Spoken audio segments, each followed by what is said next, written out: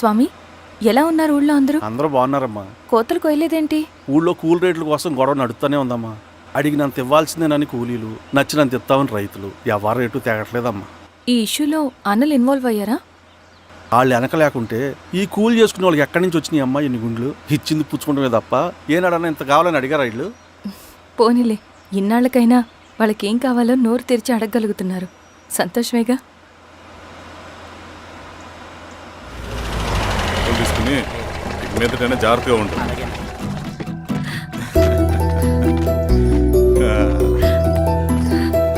బాగున్నావమ్మా? బాగున్నానన్నయ్య, నువ్వెలా ఉన్నావు? బాగున్నాను. రా లోపలికి వెళ్దాం. రా కూర్చో. సో ప్రయాణం అంతా బాగానే జరిగింది కదా? నీ ఫేవరెట్ నెత్తిపూరి. రా వడ్డిస్తారా? ప్లేట్ తిప్పు. నాకొద్దన్నయ్య, నాకు మంచి కాఫీ తాగాలని ఉంది. అమ్మో, నీకు నచ్చినట్టు కాఫీ చేయాలంటే ఆ దేవుడి దిగి రావాలి తల్లి. ఏంటో అన్నయ్య, మంచి కాఫీ తాగకపోతే ఇక ఆ రోజంతా అదోలా ఉంటుంది నాకు. రేయ్ సామే, అర్థమైంది. శిరీష్ అమ్మకి మంచి కాఫీ కావాలి, అంతేగా నేను వెళ్ళి పట్టుకొచ్చేస్తా. ఎక్కడికి స్వామి? మన ఊళ్ళో మెగాస్టార్ హోటల్ ఉందమ్మా, అందులో కాఫీ చాలా బాగుంటుంది. నేను వెళ్ళి పట్టుకొచ్చేస్తా. స్వామి, అమ్మా కాఫీ అంటే అక్కడికి వెళ్ళి వేడి వేడిగా తాగాలి. నేను వస్తాను పద. అవునమ్మా, అక్కడ నేను కూడా తాగాను, చాలా బాగుంటుంది. వెళ్ళు. థ్యాంక్ యూ అన్నయ్య. ఆడుతూ పాడుతూ పని చేస్తాం. కాఫీ బాగుంది. ఎవరు చేశారు? మా రవణ పెట్టాడమ్మా. రవి? ఎవరు రమ్మను? రవణ మేడం పిలుస్తున్నారు.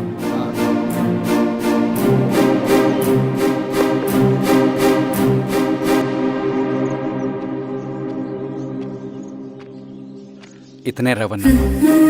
శిరీష, మీరా? రవి, నువ్వేంటి ఇక్కడ? కాఫీ బాగుందా? చాలా. అది కాదు రవి, నువ్వు ఇక్కడ? ఈ హోటల్ మనోల్దే. మన ఫ్రెండ్స్ అందరు బాగున్నారా?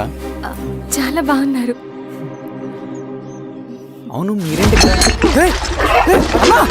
ఏమైంది అన్నా? అన్నా ఏమైందన్నా? అన్నా? లే అన్నా. స్వామి, త్వరగా కారుగా. జాగ్రత్త. అన్నా త్వరగా పట్టి తీయనా? అన్నా త్వరగా పోనీ.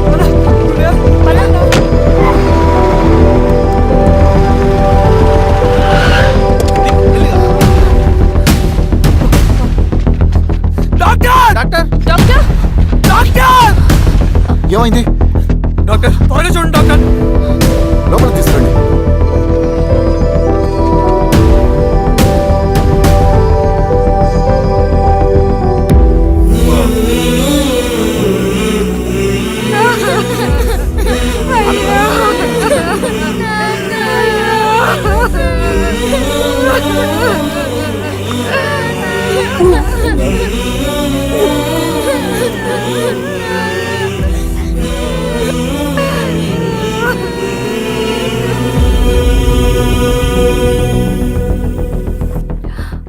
ఎలా ఉంది డాక్టర్? డాక్టర్ చనిపోయాడమ్మా.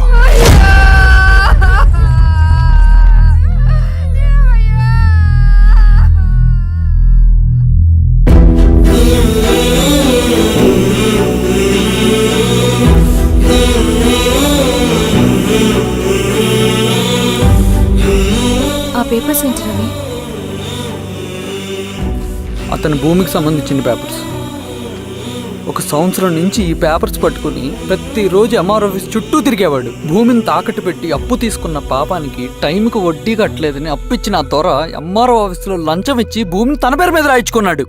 ఈ ఎంఆర్ఓ ఆఫీస్లో ఎవరు నిజాయితీగా పనిచేయట్లేదండి. చెట్టు కట్టి నరకాలు ఒక్కొక్కడిని. నరికేయడమేంటి రవి? నువ్వు కాగితం మీద ఒక బొమ్మ గీస్తావు, ఒక చోట సరిగ్గా రాదు, ఏం చేస్తావు? ఎరేజర్తో సరిచేస్తావా, లేకుంటే ఆ పేపర్ని చింపేస్తావా? మరి మనుషుల విషయంలో ఎందుకు రాదు ఆ ఆలోచన?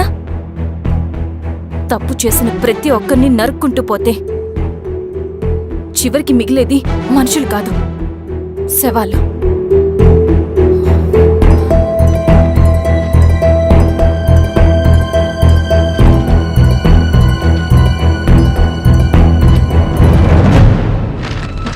పద రవి రా.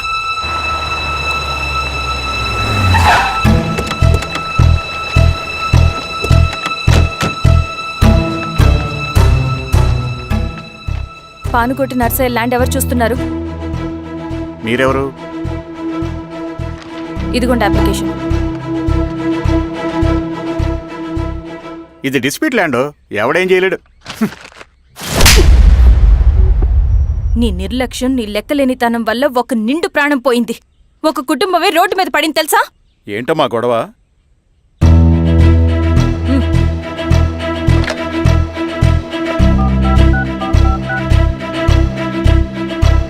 Hello sir.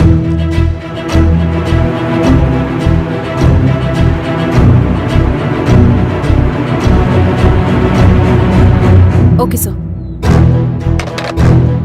You are dismissed. Peon, నేను ఒక పేపర్ ఇస్తాను, అది కలెక్టర్ గారికి ఫ్యాక్స్ చేయి. అలాగే మేడం. ఎవరమ్మా మీరు? ఈ ఊరికి కొత్తగా వచ్చిన ఎంఆర్ఓ.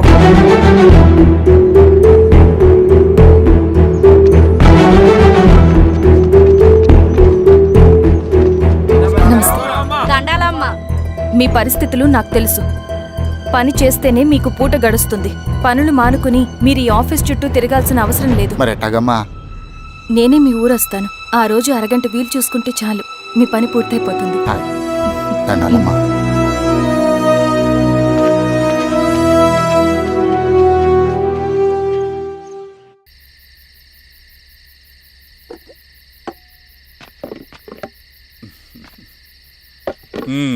ఎంఆర్ఓ గారు, ఏంటి ఛార్జ్ తీసుకున్న మొదటి రోజే ఆఫీస్లో మీ పవర్ చూపించారట? అన్నయ్య,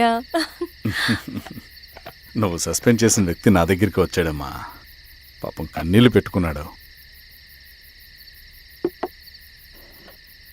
అతడి వల్ల నష్టపోయిన ఒక వ్యక్తి నా కళ్ళ ముందే చనిపోయాడన్నయ్య. కన్నీళ్లు ఎన్నిసార్లు తుడుచుకున్నా పోతాయి, కానీ వీళ్ళ నిర్లక్ష్యంతో పేదవాళ్ల ప్రాణాలే పోతున్నాయి. అన్నయ్య, మన ఊరి సమస్య పేదరికం కాదు, నక్సలిజం. నాలాంటి ప్రభుత్వ ఉద్యోగులు వాళ్ల డ్యూటీలు సక్రమంగా చేయకపోవడం వల్ల విసిగిపోయిన జనం అడవిలో వాళ్ల హెల్ప్ తీసుకుంటున్నారు. ఒక వ్యవస్థ ఇక్కడ సరిగ్గా పనిచేయనందుకే మరో వ్యవస్థ అక్కడ పుట్టింది.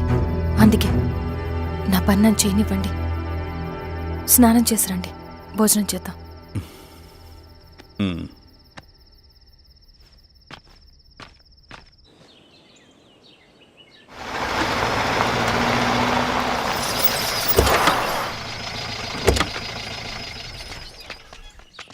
నమస్కారం అమ్మా.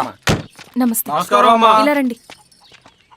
మీ ఊరు నుంచి కొందరు ఎంఆర్ఓ ఆఫీస్లో అప్లికేషన్స్ ఇచ్చారు. తను వాళ్ళ పేర్లు చెప్తారు, వాళ్ళని పిలవండి. అలాగే మేడం. వెళ్ళండి. Madam, coffee. నువ్వెప్పుడు వచ్చావు రవి? మీరు గంటకోసారి కాఫీ కావాలంటారు కదా, మాటి మాటికి వెళ్ళి రావడం ఎందుకని వచ్చేసా.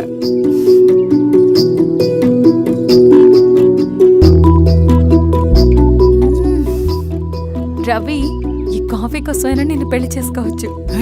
అదేంటి అలా అనేసారు? That's a compliment. భలే వారండి బాబు.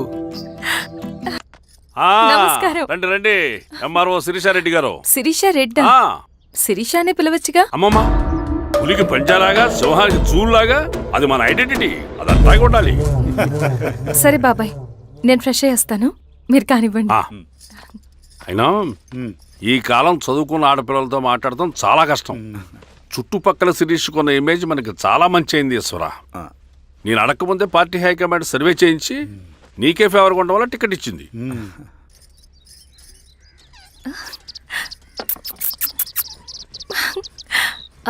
అనేవాళ్ళు ఎక్కడ? బయటికి వెళ్ళారమ్మా. ఓ, బయటికి వెళ్ళారా? రవిని పిలు. అలాగే. మేడం. రవి రా రా, కూర్చో. పర్లేదు మేడం. మేడం ఏంటి, శిరీషానే పిలవచ్చుగా. అది కాదండి, ఎవరైనా చూస్తే. కూర్చోవయ్యా. ఇది ఆఫీస్ కాదు రవి, మా ఇల్లు. పట్టించు. సరే అమ్మా.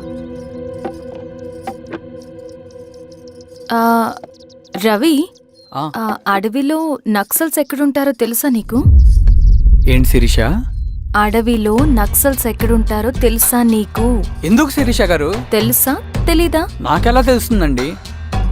చూచాయిగా ఆయన తెలీదా? సరే, ఎక్కడుంటారో నాకు ఐడియా ఉంది. సాయంత్రం ఇద్దరం కలిసి వెళ్దాం. అది కాదండి. నువ్వు వస్తున్నావు అంతే. తిను. ఇది ఎక్కడ కూడా రా బాబు. సడన్గా నక్సల్స్ అంటుంది, అడువంటుంది. కొంప తీసి నా మీద ఏమైనా అనుమానం వచ్చిందా ఏంటి? రవి, ఇక్కడే ఆపు ఒకసారి. ఎందుకు ఇప్పుడు ఈ టైంలో అడ్వెంచర్లు? ఇప్పుడు జరగరాంది ఏమైనా జరిగితే రేపు మీ అన్నయ్యకి తెలిస్తే బాగోదు. రవి, చుట్టూ చూడు. పైన వెన్నెల, పక్కనే అడవి. అబ్బో, ఎంత బ్యూటిఫుల్ గా ఉందో. అవునా? అవునా ఏంటి? అసలు ఎప్పుడు చూసినా ఎందుకలా డల్ గా ఉంటున్నావు? కాలేజీలో ఇలా ఉండేవాడివి కాదు కదా, ఏమైంది? అది ఒక్క నిమిషం. హలో మేడం, పేషెంట్కి అర్జెంటుగా ఏ పాజిటివ్ బ్లడ్ కావాలి మేడం. రవి, ఆ? అర్జెంటుగా హాస్పిటల్కి పోని. ఏమైంది? పోనీ. రండి మేడం, ప్లీజ్ రండి. పోలీసులకి నక్సల్స్కి కాల్పులు జరిగాయి. ఆ కాల్పుల్లో గూడెం కుర్రాడు ప్రాణాపాయ స్థితిలో ఉన్నాడు. తన బ్లడ్ మీ బ్లడ్ సేమ్. ఆ బ్లడ్ గ్రూప్ మా హాస్పిటల్లో లేదు. అందుకే మీకు కాల్ చేశాను. ఓ అవునా? అవును మేడం. పదండి డాక్టర్. Thank you madam.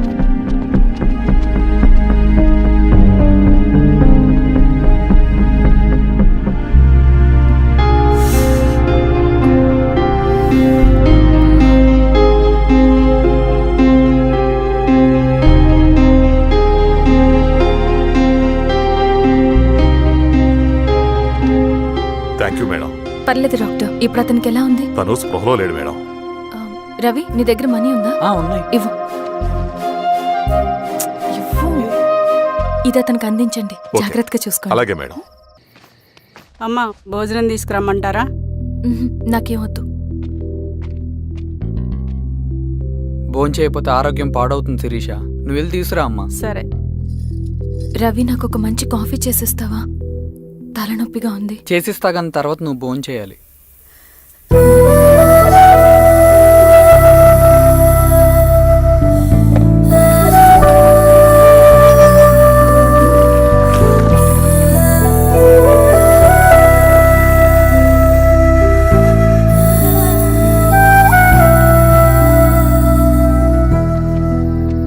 మీరేంటిలా? మంచినీళ్ళ కోసం వస్తున్నాను. ఓ, లోపలున్నాయి, పదండి.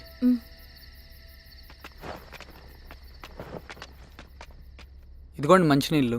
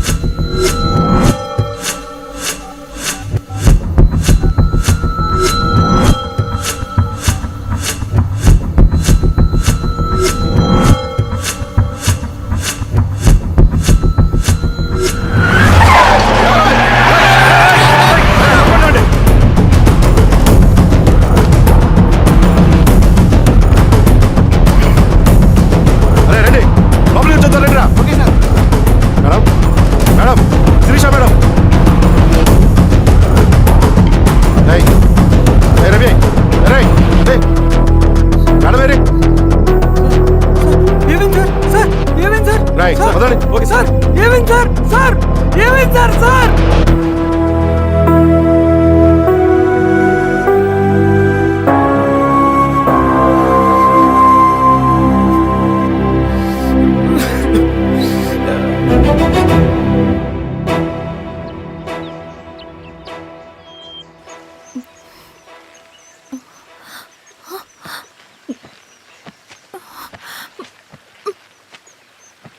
నమస్తే మారావు గారు.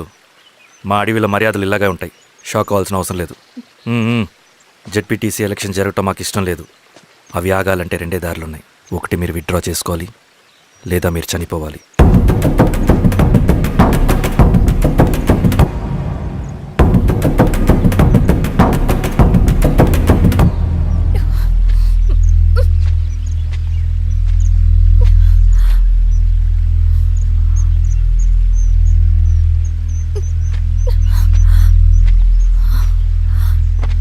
సెంట్రల్ కమిటీ మీటింగ్ ఉందని కబురు వచ్చింది.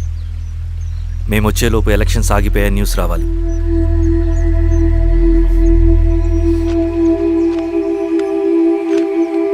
ఇదిగో రవి. లాల్ సలాం కామ్రేడ్.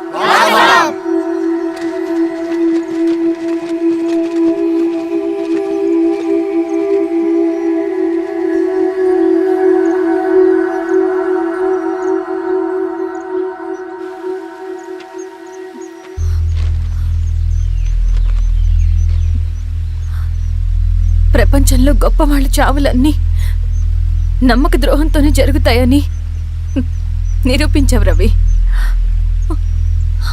అన్నయ్యని కూడా అచ్చం ఇలాగే చేస్తావు కదా? ఎందుకు రవి?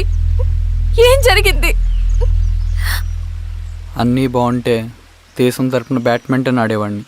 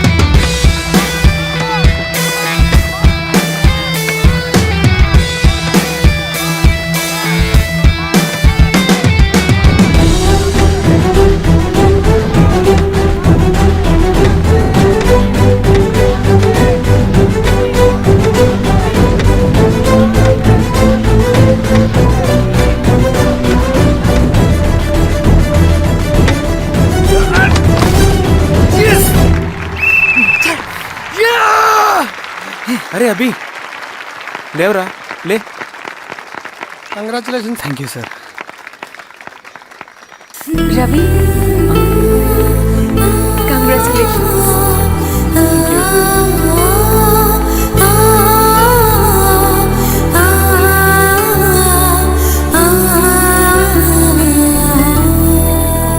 సార్, గంగినేని వెంకటేశ్వరరావు గారి ఎర్రజెండా పుస్తకం ఎక్కడుంది? రవి దగ్గర ఉందమ్మా.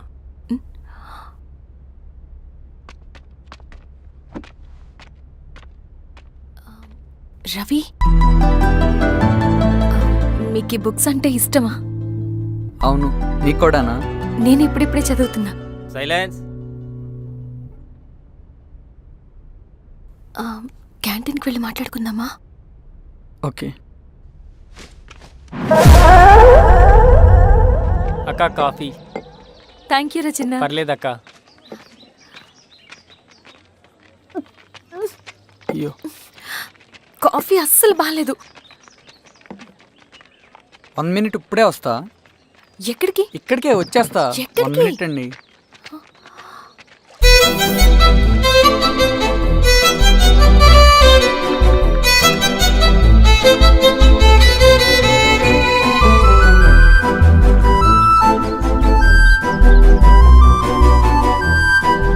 ఒకసారి ఈ కాఫీ టేస్ట్ చేయండి.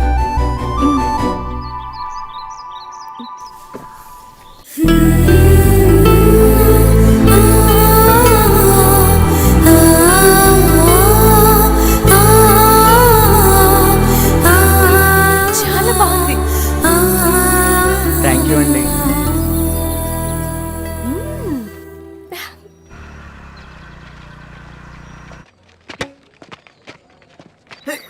వావ్. సార్. ఇట్రా రవి.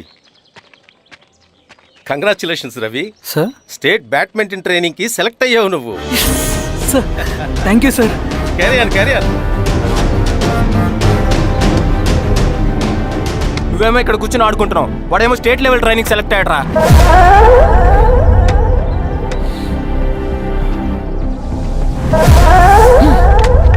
అరే మొత్తానికి నువ్వు అనుకున్నది సాధించావురా. రే ఎప్పుడు మనం ఎంచుకున్న మార్గమే మన జీవితాన్ని మారుస్తుందిరా. Hi Ravi. All the best Ravi. నీకోసమే తీసుకో. Thank you. బాయ్.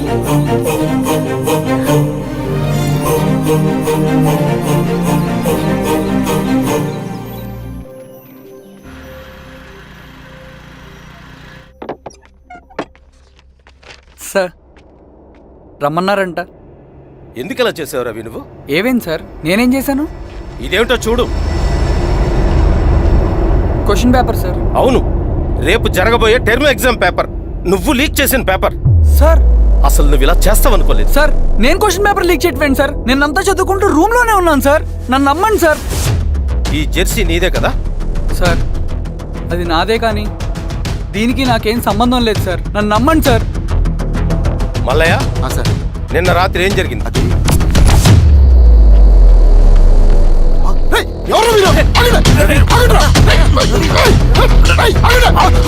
సార్ అతను అబద్ధం చెప్తున్నాడు సార్. నాకేం తెలియదు సార్. నేను దొంగతనం చేయలేదు సార్. నన్ను నమ్మండి.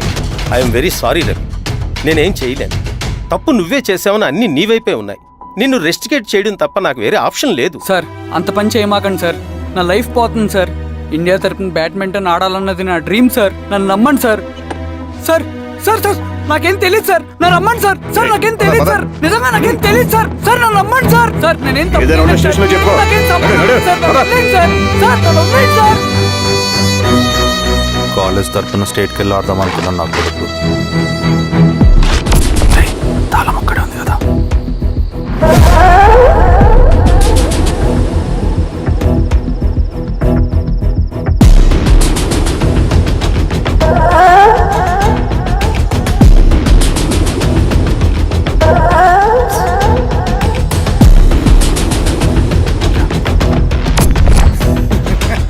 రేపు జైల్లో ఆడుకుంటారా బ్యాడ్మింటన్? సార్ నన్ను ఎందుకు తీసుకొచ్చారు సార్?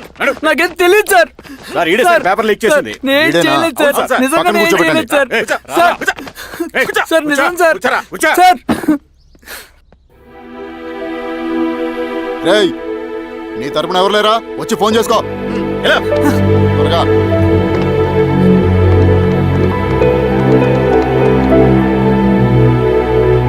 సార్ నేను రవీన్ సార్. రవి చెప్పు. సార్ నేను పోలీస్ స్టేషన్లో ఉన్నాను సార్. మీరు నాన్న అర్జెంటుగా రండి sir. Please sir. Police station ఏమైంది రవి? ముందు మీరు రండి సార్ ప్లీజ్. నేను చెప్తాను సార్. సరే సరే వస్తున్నా. వెళ్ళి కూర్చో. సార్ అయ్యా దండలయ్యా. రే రవి, నాన్న, ఏమైందిరా? నాకేం తెలియదు ఏయ్, నాన్న. నువ్వు ఆగు. నీ కొడుకు క్వశ్చన్ పేపర్స్ దొంగతనం చేసి దొరికిపోయాడు. ఎఫ్ఐఆర్ రాసి కేసు పెడితే జైలు శిక్ష పడుతుంది. అలా కాకుండా కేసు క్లోజ్ చేయాలంటే 2 లక్షలు కావాలి. వెళ్ళి తీసుకుంట్రా. అర్థమైందా? ఏదోన్నయ్యా. ఏయ్, నా సంగతి నీకు తెలుసు కదా. లోపలేస్తే 10 సంవత్సరాలు బయటికి రాడు. వెళ్ళి డబ్బులు కొట్టరా.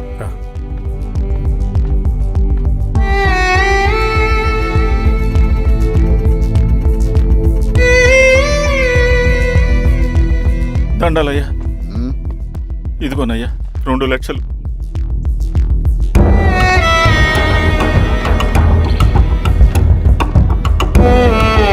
రేయ్, ఆయన పంపించండి రా. వెళ్ళరా. నిజంగా దీనికి నాకేం సంబంధం లేదు నాన్న. త్వరగా ఉండండి రా. బంగారం లాంటి భూమిది. అరే ఏంకన్నా పటేల్ మీ పొలం దున్నేస్తున్నాడు. పటేల్ మా పొలం దొరికి పెట్టరా? పదయ్యా. రవి, పద.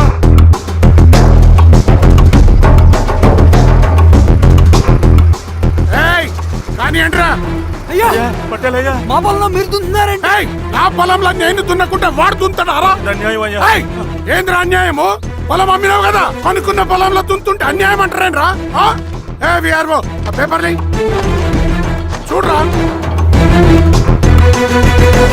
మంచిగా చూసుకుంటారా. పొలం అమ్మేవా నాన్న? అమ్మలేదురా, తాకట్టు పెట్టా. ఏయ్, తాకట్టు కాదురా, నువ్వు అమ్మావు, నేను కొన్నాను. నేను అమ్మలేదయ్యా. వీడు నా దగ్గర 2 లక్షలు తీసుకొని ఈ పొలం అమ్మాడు. 2 లక్షలా? ఎందుకో? మీ వాడు చేసిన నిర్వాకం వల్ల చదువుకోరా అని కాలేజీకి పంపితే ఆడుతూ పాడుతూ ఎగ్జామ్ ఫెయిల్ అవుతాడని తెలిసి ఆ పేపర్ లీక్ చేశాడు వీడు. ఏంటయ్యా ఇది? పోలీస్ కేసు అవుతుందని తెలిసి వీడు నా దగ్గరకు వచ్చి 2 లక్షలు తీసుకుపోయి వాడిని బయటికి ఇరిపించిండు. ఏం రా, అంతేనా కదా? ఏం తమాషా చూస్తుండ్రా? పని చేసుకోకండి. ఏయ్, దొంగ పేపర్ చాలా కొడతా. పదండ్రా.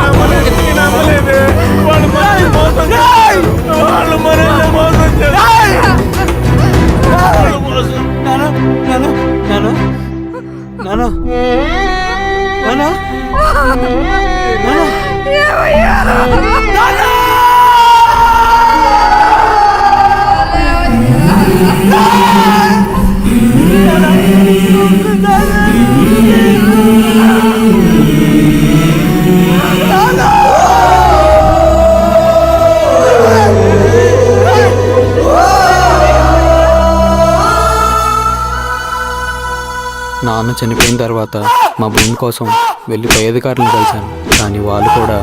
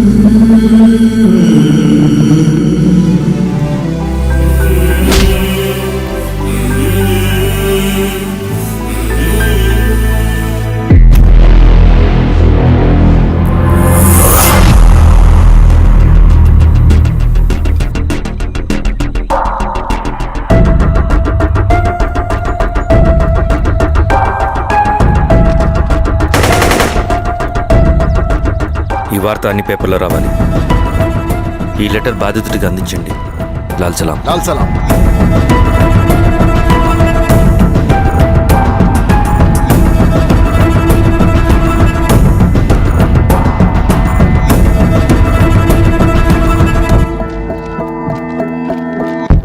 ఈ పీడిత భూస్వాముల నుండి విముక్తి కోసం విప్లవ పోరాటం చేయాలి. పేద ప్రజలను సమసమాజం వైపు నడిపించాలి.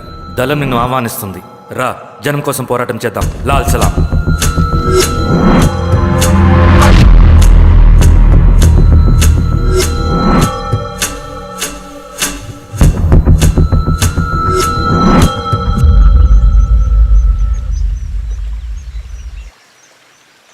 నాకు పట్టిన గతి ఇంకెవ్వరికీ పట్టకూడదని ఉద్యమంలోకి వచ్చాను.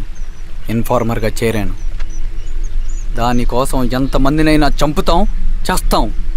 కానీ మేము అనుకున్న సమాజం తీసుకొస్తాం. కమ్యూనిస్ట్ రాజ్యాన్ని స్థాపిస్తాం. సమాజమా అంటే? రష్యాలో, చైనాలో, వియత్నంలో మా కమ్యూనిస్టులు విప్లవం ద్వారా సాధించిన ఆదర్శ సమాజం. Lenin, Stalin, Mao, Che Guevara, Fidel Castro సృష్టించిన కులాలు, మతాలు, వర్గాలు, వర్ణాలు లేని ఒక సామ్యవాద స్వర్గం. అదే మేము కలలుగనేది. దానికోసమే మేము పోరాడేది. నాకు తెలిసి నాజీ పార్టీలో గోబెల్స్ తర్వాత అంత ప్రొపగాండా మీ కమ్యూనిస్టులు తప్ప ఈ ప్రపంచంలో ఎవ్వరూ చేసుండరు. ఉక్కు మనిషి స్టాలిన్, మానవీయుడు మావో, ఎర్ర జెండా వెలుగు ఇలాంటి కమ్యూనిస్టు పుస్తకాలు చదివితే ప్రపంచవ్యాప్తంగా కమ్యూనిస్టులు సాగించిన మారణ హోమాల గురించి నీకు తెలీదు రవి. స్టాలిన్ మొత్తం ఎంతమందిని చంపాడో తెలుసా? 2 కోట్ల మందిని. మనుషుల్ని చంపడంలో హిట్లర్నే మించిపోయాడు. చాలా మందిని సైబీరియన్ లేబర్ క్యాంపులకు పంపి దారుణంగా హింసించి మరీ చంపేశాడు. 2వ ప్రపంచ యుద్ధంలో బెర్లిన్ని ఆక్రమించిన రష్యన్ సైనికులు 8 ఏళ్ల నుండి 80 ఏళ్ల వయసులో కంటికి కనపడిన ఏ స్త్రీని వదలకుండా సామూహిక మానభంగం చేశారు. అది కూడా మీ కమ్యూనిస్ట్ దేవుడు స్టాలిన్ హయాంలోనే జరిగింది. ఇక మీ మావోయిస్టుల భగవంతుడు China chairman Mao Zedong great leap forwarded cultural రెవల్యూషన్ల పేరుతో 14 నుంచి 20 మిలియన్ల ప్రాణాలని పొట్టను పెట్టుకున్న మహానుభావుడు. ఇది మీ కమ్యూనిస్ట్ దేవుళ్ళు రాసిన రక్త చరిత్ర. ఆ దేశాలలో పేపర్లు ఉండవు, టీవీలు ఉండవు, స్వతంత్రమే ఉండదు. 1962లో చైనా మన దేశం మీదకి దాడి చేసి భూభాగాన్ని ఆక్రమించినప్పుడు ఒక్కరు కూడా నోరు మెదపలేదు.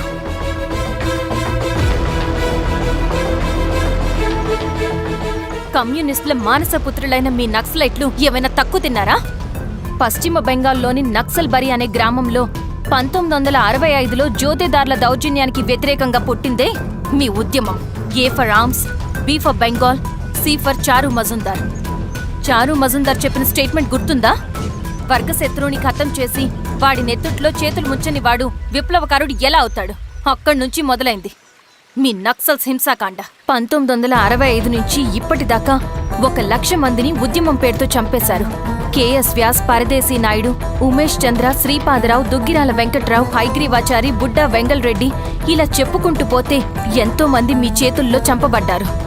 ఇంతమందిని చంపి ఏం సాధించారు మీరు? కంపెనీలు తెచ్చారా? ఉద్యోగాలు ఇప్పించారా? ఇళ్లు కట్టారా? హాస్పిటల్స్ పెట్టారా? ఏం చేశారు మీరు? You did nothing. కడితే డెవలప్మెంట్, కూల్చితే విధ్వంసం. విధ్వంసం చేశారు కానీ డెవలప్మెంట్ ఏం చేశారు మీరు? అంటే ఇన్నేళ్ల ఉద్యమంలో మేం మంచి చేయలేదా? లేకే, ఖచ్చితంగా చేశారు. తెలంగాణ సాయుధ పోరాటం, శ్రీకాకుళం సాయుధ పోరాటం వాళ్ల చలవే. భూస్వాములు తగ్గి కూలీ రేట్లు పెరిగాయి అంటే అది మీ చలవే. నంబూద్రిపాద్, జ్యోతి బసు, సోమనాథ్ చటర్జీ, పుచ్చలపల్లి సుందరయ్య, తరిమెల నాగిరెడ్డి, చంద్ర రాజేశ్వరరావు, నల్లా నరసింహులు ఒక్కొక్కరు ఒక్కో లెజెండ్. కానీ వీళ్ళు ప్రజానాయకులు. తుపాకీ పట్టి అడవిల్లోకి వెళ్లలేదు. ఎలక్షన్స్ లో గెలిచి ప్రజా సమస్యల్ని పరిష్కరించారు. కానీ మీరేంటి ఎలక్షన్స్ వద్దు అంటున్నారు? ఒక తుపాకీతో మనిషి ప్రాణాలు తీసే బదులు ఒక పెన్నుతో 10 మంది ప్రాణాలు కాపాడొచ్చు. మీలాంటి వాళ్ళు ఉండాల్సింది ఎర్ర జెండా నీడలో కాదు, దేశ జెండా నీడలో. చంపుకుంటూ పోతే ఒకరోజు మనకిష్టమైన వాళ్ళని కూడా చంపుకోవాల్సి వస్తుంది రవి. నా మాట విను. ఇవన్నీ వదులుకుని నాతో రా. ఈ అడవి బయట నీకు గొప్ప ఫ్యూచర్ ఉంది. రా. సంతకం పెట్టండి శిరీష. నేనెందుకు చెప్తున్నానో అర్థం చేసుకోండి. రవి, సంతకం పెట్టండి.